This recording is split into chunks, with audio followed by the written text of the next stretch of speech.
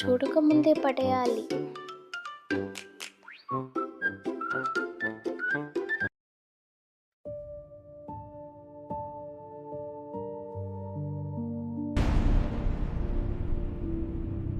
మన గ్యాలక్సీ ఎంతో విశాలమైనది. కోట్ల కొద్దీ నక్షత్రాలతో నిండి ఉంటుంది. వాటి మధ్య దూరాలు అపారంగా ఉంటాయి. ప్రతి నక్షత్రం తనదైన స్వస్థానంలో ప్రకాశిస్తుంది. సూర్యుని శక్తే మన ఆహారంలో ఉన్న శక్తి. సూర్యునిలో హైడ్రోజన్ పరమాణువులు కలిసిపడి హీలియంగా మారుతాయి. ఆ ప్రక్రియలో అపారమైన శక్తి విడుదలవుతుంది.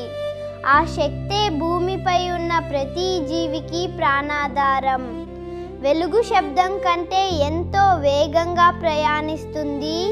సూర్యకిరణాలు భూమికి చేరడానికి సుమారు 8 నిమిషాలు పడుతుంది.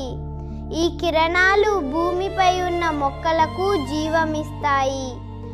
అవి సూర్యరశ్మి, కార్బన్ డయాక్సైడ్ మరియు నీటిని తీసుకుని గ్లూకోజ్ తయారు చేసి ఆక్సిజన్ విడుదల చేస్తాయి. రైతులు పంటలను సాగు చేసి పెంచుతారు.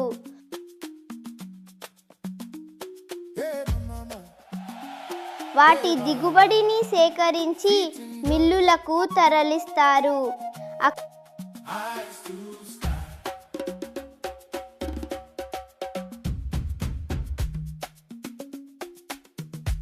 అక్కడి నుంచి ఆహార పదార్థాలు దుకాణాలకు చేరుతాయి. చివరికి అవి వండబడి మన ప్లేట్లో వడ్డించబడతాయి.